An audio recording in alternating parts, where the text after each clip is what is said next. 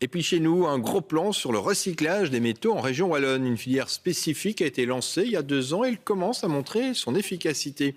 Car des avancées techniques sont faites et du coup, certains déchets métalliques sont aujourd'hui mieux récupérés. C'est le cas de l'aluminium présent dans de nombreux emballages. On regarde Ugango.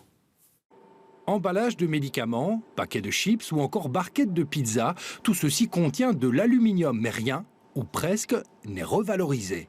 Le Centre de recherche métallurgique développe une technique qui permettrait de récupérer cette matière première. Le procédé est profitable car l'aluminium vaut près de 1500 € la tonne et on en jette beaucoup. C'est à peu près 10 kg d'aluminium d'emballage par habitant. Ça nous fait déjà 30 000 tonnes de déchets qui sont pas valorisés ou perdus. Donc c'est vraiment ce challenge qu'on met sur cette filière-là. Il y en a beaucoup d'autres qui sont en préparation et en test, qui est notre défi pour les prochaines semaines, parce qu'on est déjà très loin. Ici, à l'Université de Liège, on a développé une technique pour trier les déchets métalliques. Dans ce bac, on retrouve du zinc, de l'aluminium, du laiton, du cuivre ou des circuits imprimés. Et les trier leur apporte plus de valeur. Non trié, c'est de l'ordre de 1000 € tonnes. Trié en cuivre, zinc et les différentes classes, on ajoute déjà une valeur de 300-400 € tonnes. Si on arrive en plus à trier les alliages d'aluminium entre eux et les alliages d'inox, on arrive à doubler le prix de la matière première.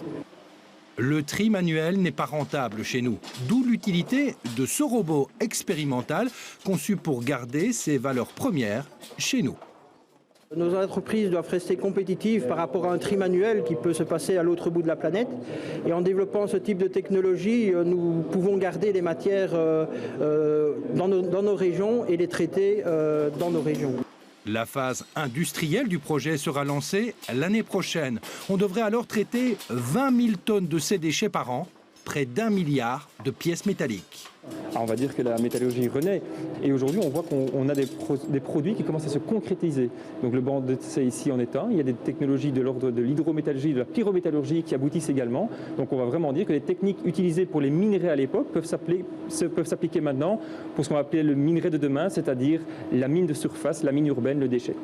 La région wallonne soutient depuis près de 2 ans cette filière de recyclage des métaux. À terme, 65 millions d'euros seront investis.